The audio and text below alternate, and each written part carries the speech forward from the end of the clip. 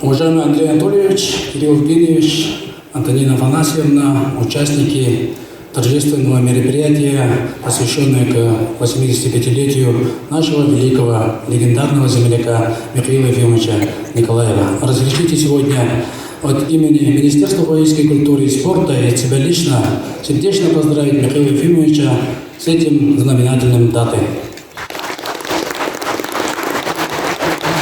Вся биография Михаила Ефимовича – это яркий пример истинного патриотизма и беззаветного служения Родине. Он внес фундаментальный вклад в развитие детского спорта и приобщение населения подрастающего поколения к здоровому образу жизни. Благодаря его долгосрочным проектам в Якутии появляются таланты и открываются уникальные объекты, а спорт становится могучим движением для всех активных граждан. Михаил Ефимович является основателем и инициатором, организатором проведения международных детских спортивных игр «Дети Азии», получивший всемирное признание и патронат Международного олимпийского комитета. Это самое крупное международное событие на азиатской части России по числу стран-участников. Как вы знаете, в этом году в Владивостоке прошли 7-е международные игры «Дети Азии», где приняли участие 1355 спортсменов из 13 стран. Отмечу, что следующие 8-е летние спортивные международные игры «Дети Азии» пройдут у нас в Якутске в 2024 году. К его проведению запланировано строительство спортивных объектов, также ремонт наших спортивных сооружений. Хочу сказать, что в 2023 году зимние международные спортивные игры «Дети Азии» пройдут в Кемерово.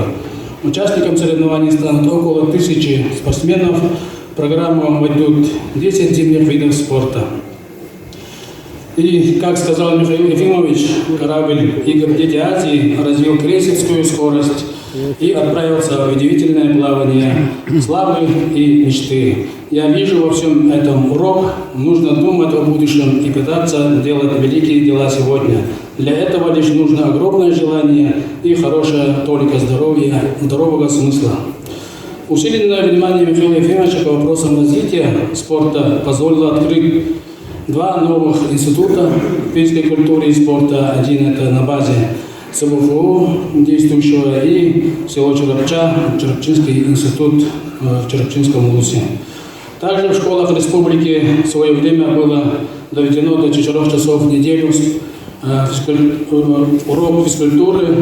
И сейчас Министерство физической культуры и спорта ведет совместную работу с региональным министерством образования и науки по развитию детского спорта и по возобновлению и проведению спартакиады школьников Якутии.